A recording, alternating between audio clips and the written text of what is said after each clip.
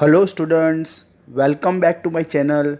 Myself Nimit sir, and today we are going to discuss the last three topic of causes of unemployment. आज हम पढ़ने वाले हैं कि जो कॉजेज़ है अनएम्प्लॉयमेंट के उसका 8, 9 और 10th नंबर के पॉइंट में क्या बताया गया है। तो आइए देखते हैं स्टूडेंट्स, जो 8 नंबर का पॉइंट है उसमें ये बताया गया है कि inefficiency of public sector. Inefficiency का मतलब होता है नॉट प्रॉपर परफॉर्मेंस। इनएफिशिएंसी का मतलब बराबर काम नहीं हुआ पब्लिक सेक्टर द्वारा, जिसके वजह से हमारे देश में अनएम्प्लॉयमेंट हुआ।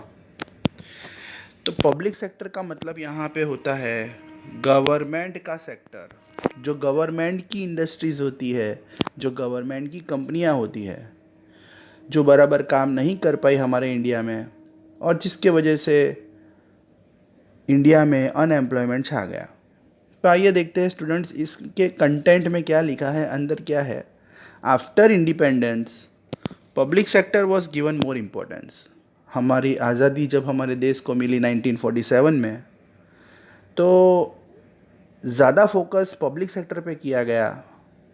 इंडिया में प्राइवेट सेक्टर्स को इग्नोर किया गया। मतलब आज की तारीख में तो इंडिया में प्राइवेट सेक्टर्स की इंडस्ट्रीज़ ज़्यादा है, बट पहले के ज़माने में इंडिया में पब्लिक सेक्टर रूल करता था। मतलब सब जगह गवर्नमेंट इंडस्ट्रीज़ होती थी। There is a continuous increase in the number of public sector. जगह जगह पब्लिक सेक्टर स्टार्ट होती थी पहले। गवर्नमेंट के जो कर्मचारी हुआ करते थे, गवर्नमेंट के एम्प्लॉयज़ हुआ करते थे, वही इंडस्ट्रीज़ में काम करते थे। सामान सब गवर्नमेंट बनाती थी। फिर वो एजुकेशन हो, ट्रांसपोर्टेशन हो या हेल्थ सेक्टर हो, कुछ भी हो, सारा का सारा काम गवर्नमेंट करती थी। मतलब अगर आप देखो तो जो इन्वेस्टमेंट हुआ करता था वो गवर्नमेंट सेक्टर में हुआ करता था, पब्लिक सेक्टर में हुआ करता था। पर हुआ क्या, public sector was not able to generate more employment. इसका मतलब पर पब्लिक सेक्टर जो है वो इतना प्रॉपर काम नहीं कर पाई, उनका परफॉर्मेंस इतना नहीं था, वो इतना क्वालिटी प्रोवाइड नहीं कर पा रहे थे। अगर आपको पता हो तो प्राइवेट सेक्टर इंडस्ट्रीज़ जो होती है ना, वही क्वालिटी देती है। क्योंकि प्राइवेट सेक्टर जो इंडस्ट्रीज़ होती है उनका मेन गोल होता है प्रॉफिट कमाना। उनको कमाना होता है प्रॉफिट। प्रॉफिट कमाने के लिए वो क्वालिटी प्रोवाइड करते हैं। बट पब्लिक सेक्टर जो था उनका मेन गोल था सोशल वेलफेयर। मतलब पहले हम लोग कस्टमर्स को चीप प्रोडक्ट देंगे, क्वालिटी का इतना इम्पोर्टेंस नहीं रखते थे ये लोग। पब्लिक सेक्टर में कभी भी क्वालिटी इतना नहीं देखते हैं। पब्लिक सेक्टर में हमेशा देखते हैं सस्ता सामान मिलना चाहिए, जिसके वजह से जो उनका डिमांड था कम हो गया। पब्लिक सेक्टर ना एक्सपोर्ट कर पा रही थी, ना सामान को बेच पा रही थी, जिसके वजह से पब्लिक सेक्टर की डिमांड कम हो गई। तो सीधी बात है, अब पब्लिक सेक्टर की डिमांड कम हो जाएगी तो फिर प्रोडक्शन तो होगा नहीं, काम मिलेगा नहीं लोगों को। उन जो काम कर रहे हैं उनको भी काम से निकाल दिया जाएगा। अब सीधी बात है, काम से निकाल दिया जाएगा तो बेरोज़गारी तो होने ही वाली है। और प्राइवेट सेक्टर जो था उसको पहले कंट्रोल किया जाता था। मतलब प्राइवेट सेक्टर अलाउड नहीं था। पहले प्राइवेट सेक्टर इंडस्ट्रीज़ को अलाउड नहीं किया जाता था। तो सीधी बात है कि भाई प्राइवेट सेक्टर में आपको काम नहीं मिलेगा पहले, बिकॉज वहाँ पे उस टाइम पे प्राइवेट सेक्टर नहीं था। More over private sector development was neglected. मतलब गवर्नमेंट भी ज़्यादा फोकस नहीं कर रही थी कि प्राइवेट सेक्टर्स को आगे बढ़ाए। बस पब्लिक सेक्टर ही हुआ करता था और वो भी लॉस में जा रहा था। तो हमारे देश में काम लोगों को नहीं मिल रहा था। तो ये एक कारण था जिसकी वजह से हमारे देश में अनएम्प्लॉयमेंट देखने को मिल रहा था। अगर पहले ही प्राइवेट सेक्टर स्टार्ट कर दिया होता तो हो सकता था अनएम्प्लॉयमेंट थोड़ा कम होता। पर गवर्नमेंट का मैनेजमेंट बराबर नहीं हुआ, जिसकी वजह से हमें सफ़र करना पड़ा। Negligence towards agriculture sector. अब सीधी बात है कि इसके अंदर अगर आप पॉइंट को देखते हो तो आपको समझ में तो आ ही गया होगा। नेग्लिजेंस का मतलब होता है इग्नोर करना। गवर्नमेंट ने एग्रीकल्चर सेक्टर को इग्नोर किया और प्राइवेट सेक्टर को ज़्यादा बढ़ावा दिया, इंडस्ट्रीज़ को बढ़ावा दिया। पर अगर आप देखो तो जो इंडस्ट्रीज़ भी पहले चल रही थी, कहीं ना कहीं पब्लिक सेक्टर तो थी। मैं ये नहीं बता रहा हूँ कि आपको कि भाई प्राइवेट सेक्टर नहीं था। प्राइवेट सेक्टर था, पर गवर्नमेंट प्राइवेट सेक्टर को कम करता था। गिने चुने प्राइवेट सेक्टर्स होंगे, पर सब जगह आपको पब्लिक सेक्टर देखने को मिलता था पहले। पर जो भी इंडस्ट्रीज़ हो, प्राइवेट हो या पब्लिक हो, गवर्नमेंट फोकस इंडस्ट्रीज़ पे ही करती थी। एग्रीकल्चर को ज़्यादा इंपॉर्टेंस नहीं दिया गया, जिसकी वजह से जो एग्रीकल्चर सेक्टर में जो लोग काम कर रहे थे, फार्मर्स काम कर रहे थे, वो बेरोज़गार हो गए। अब वो कैसे हो गए वो हम आगे पढ़ते हैं। इसमें ये बताया गया है कि गवर्नमेंट को पता होना चाहिए था पहले कि भाई इंडिया एग्रीकल्चरल कंट्री है, तो उसको फोकस हमें एग्रीकल्चर पे करना था।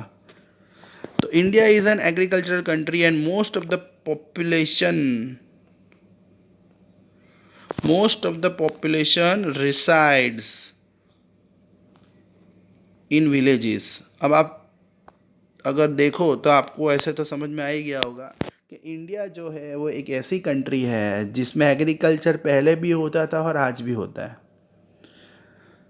और ज़्यादातर पॉपुलेशन हमारी जो इंडिया की है वो पहले गांव में रहती थी। पहले इतनी सिटीज़ नहीं हुआ करती थी, इतने ऐसे टाउन्स नहीं हुआ करते थे, पहले सिर्फ विलेज हुआ करता था। तो ज़्यादातर लोग विलेज में रहते थे, खेती करते थे, एग्रीकल्चर करते थे।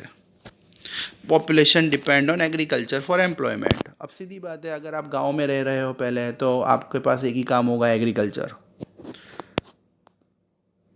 तो गवर्नमेंट को ऐसा प्लानिंग करना था कि पहले एग्रीकल्चर सेक्टर को अगर ज़्यादा इम्पोर्टेंस दिया जाता, टेक्नोलॉजी ज़्यादा लाई जाती, तो एग्रीकल्चर में एम्प्लॉयमेंट हो सकता था, इंडिया में से अनएम्प्लॉयमेंट कम हो सकता था। बट इंडिया का जो इकोनॉमिक डेवलपमेंट था, जो गवर्नमेंट ने प्लानिंग किया था, वो तो भाई दूसरे सेक्टर पे किया था। फोकस तो गवर्नमेंट का इंडस्ट्रियल सेक्टर पे ज़्यादा था, सर्विस सेक्टर पे ज़्यादा था। मतलब बैंकिंग, इंश्योरेंस, ये जो बड़े बड़े सेक्टर्स थे उस पे फोकस था, एजुकेशन सेक्टर पे फोकस था, इंडस्ट्रियल सेक्टर में फोकस था, मैन्युफैक्चरिंग सेक्टर में फोकस था। एग्रीकल्चर को तो टोटली इग्नोर कर दिया गया। और जो ग्रीन रिवॉल्यूशन का बेनिफिट है, ग्रीन रिवॉल्यूशन का मतलब होता है कि खेती, एग्रीकल्चर में अगर आप टेक्नोलॉजी का यूज़ करते हो, उसे हम ग्रीन रिवॉल्यूशन बोलते हैं। बहुत स्टूडेंट्स को प्रॉब्लम होती है ग्रीन रिवॉल्यूशन समझने में।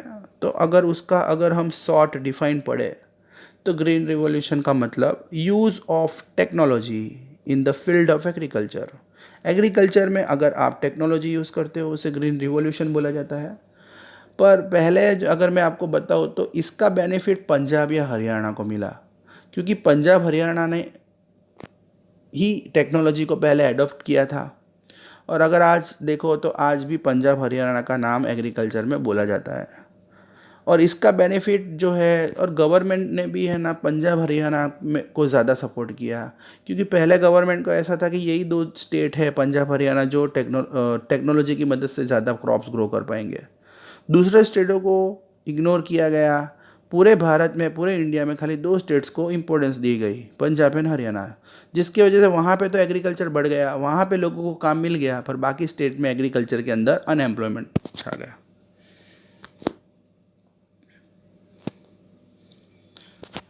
So overall employment opportunities were not created. Overall का मतलब सिर्फ दो ही स्टेट्स में एम्प्लॉयमेंट अपॉर्चुनिटीज़ क्रिएट हुई, क्योंकि वहाँ पे टेक्नोलॉजी यूज़ हो रही थी, पंजाब और हरियाणा।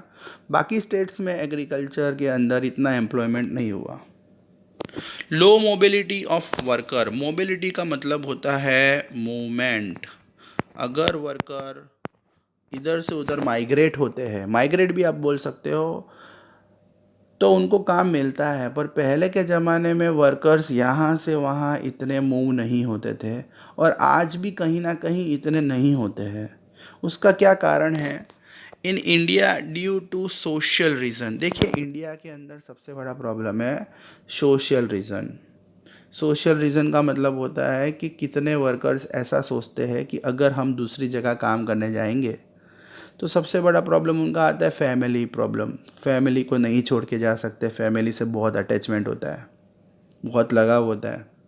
लैंग्वेज का प्रॉब्लम होता है, जैसे कोई वर्कर अगर विलेज में रह रहा है और उसके पास काम नहीं है, एग्रीकल्चर में इतना कुछ होता नहीं है गांव के अंदर, और वो बेचारा बाहर सिटी में आना तो चाहता है, बट सबसे बड़ा प्रॉब्लम ये उसको देखने को मिलेगा कि यार वो अपने फैमिली को नहीं छोड़ के आ पाएगा। उसको उसका रिलेशन ही अपने फैमिली के साथ ऐसा होता है कि वो दूसरी जगह नहीं जाना चाहता। वो बेरोज़गार रहना पसंद करेगा, पर सिटीज़ में आना पसंद नहीं करेगा। दूसरा लैंग्वेज का प्रॉब्लम होता है, अलग अलग जगह पे अलग अलग लैंग्वेज बोली जाती है। अब फॉर एग्ज़ाम्पल अगर मैं बताऊँ, अगर कोई बंदा गुजरात में रहता है और गुजरात में उसको काम नहीं मिल रहा है और वो महाराष्ट्र में आना चाहता है, तो महाराष्ट्र में लैंग्वेज का प्रॉब्लम आएगा, मराठी आनी चाहिए। तो बंदा सोचेगा कि यार अगर मैं महाराष्ट्र में आता हूँ और मुझे मराठी नहीं आएगी तो शायद मुझे काम नहीं मिले। मे भी ऐसा हो सकता है। कितने लोग लैंग्वेज के बारे में भी डरते हैं, कास्ट के बारे में डरते हैं, यार मैं यहाँ से वहाँ जाऊँगा पर मेरी कास्ट के लोग वहाँ पे नहीं मिलेंगे तो वो मुझे काम नहीं देंगे। दिमाग में बहुत सारी ऐसी बातें चलती है। कल्चर होता है, लैक ऑफ ट्रांसपोर्टेशन, कितने लोगों के पास ट्रांसपोर्टेशन की सुविधाएं नहीं होती है तो वो आना पसंद नहीं करते। गाँव में रेलवे नहीं होता, गाँव के अंदर ऐसे प्रॉपर रोड नहीं होते कि जहाँ पे व्हीकल आते हैं, तो इंसान दूसरी जगह जाना पसंद नहीं करता है। एजुकेशन नहीं होता है। बहुत सारे ऐसे फैक्टर्स होते हैं जिसकी वजह से आप सिटीज़ में आना पसंद नहीं करते। इसकी वजह से लो मोबिलिटी देखने को मिलता है, इंसान अनएम्प्लॉयड रहना पसंद करता है पर अपनी जगह छोड़ना पसंद नहीं करता। सो स्टूडेंट्स, जो भी समझाया वो आपको लिखना है होमवर्क में। डाउट हो तो please call me. Thank you.